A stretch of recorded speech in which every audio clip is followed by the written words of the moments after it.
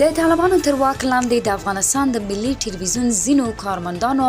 افغانستان فریډم نیوز ته ویلي چې د طالبانو رهبرۍ جلسه کې د ملي ټلویزیون لپاره د طالبانو رئیس قاری یوسف احمدي ویلي چې ملا هیبت الله ملي ټلویزیون بندوي.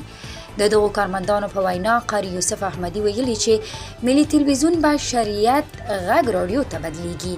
د طالبانو تر واک لاندې د افغانستان ملي ټلویزیون ځینو کارکوونکو نن یکشنبه ویلي دي چې تیره دوشنبه د ملي ټلویزیون په انګړ کې د ملي ټلویزیون د رئیس په مشرۍ د مدیرانو رهبرۍ جلسه ترسره شوه.